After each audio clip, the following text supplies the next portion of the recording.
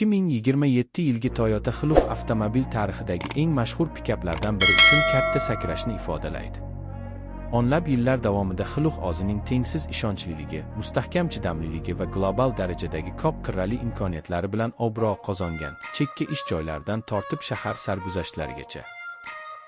2027 yilgi avlod esa Toyotaning mashhur mustahkamligini zamonaviy elektrifikatsiya, ilg'or texnologiyalar, yanada qulay salon va 2020 yillarning oxiri talablariga mos keladigan yangilangan dizayn bilan uyg'unlashtirib, bu ustunliklarni yanada kuchaytiradi. Birinchi qarashdayoq yangi Hilux o'ziga ishonchli ko'rinadi. Tashqi dizayni yanada mushakdor va to'rtburchak shaklga ega bo'lib, kattaroq radiator panjarasi, agressiv va ingichka LED farlar hamda barqarorlik va aerodinamikani yaxshilovchi oyilgan kuzov chiziqlari bilan ajralib turadi. Kengroq g'ildiraklar, LED yorug'lik imzosi bilan qayta ishlangan orqa chiroqlar va tirt yoki gir sport kabi qo'pol yo'llar uchun mo'ljallangan komplektatsiyalar uning ko'rinishini yanada kuchli qiladi. Bu pikap shunchaki yangilanmadi.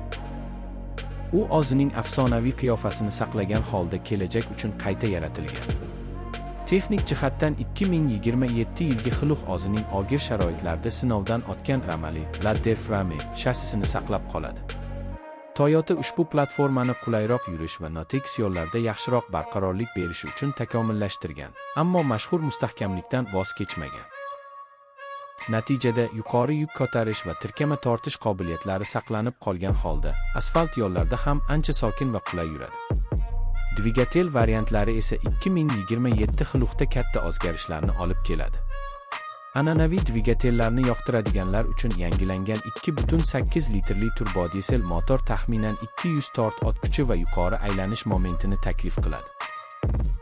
U endi 48 voltli yengil gibrid tizimi bilan to'ldirilgan bo'lib, silliq ishga tushish, past tezliklarda kuchliroq tortish, jimroq ishlash va umumiy yoqilg'i tejamkorligini, kelajak texnologiyalarni xohlaydiganlar uchun Toyota ko'p yo'nalishli strategiyani taklif etmoqda. To'liq elektr Hilux BEV ayrim bozorlarda allaqachon namoyish etilgan bo'lib, 59-240 soatli litiy-ion batareya, doimiy to'liq yuritma va 2 elektromotor bilan jihozlangan. Elektr versiyasi taxminan 300 km masofani bosib o'ta oladi, tezkor moment va jim yurish imkonini beradi. Bu an'anaviy pikap ham nol emissiya bilan foydali bo'lishi mumkinligini ko'rsatadi. Albatta, elektr pikaplarda masofa va yuk ko'tarish bo'yicha ayrim cheklovlar mavjud, ammo Toyota real ehtiyojlarga moslashgani sababli bu variant flot kompaniyalari va shahar foydalanuvchilari uchun ayni muddao bo'ladi.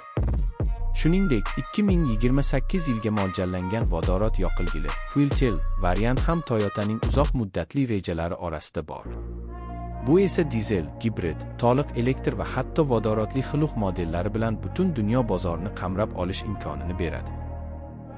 Bunday keng qamrovli yondashuv raqobatchilarda kam uchraydi. Salon ichki qismi ham 2027 Hiluxda ancha zamonaviylashgan. Toyota materiallar sifati va yig'ilish darajasini yaxshilab, yumshoq qoplamalar va yanada tartibli panel dizaynini taklif etadi.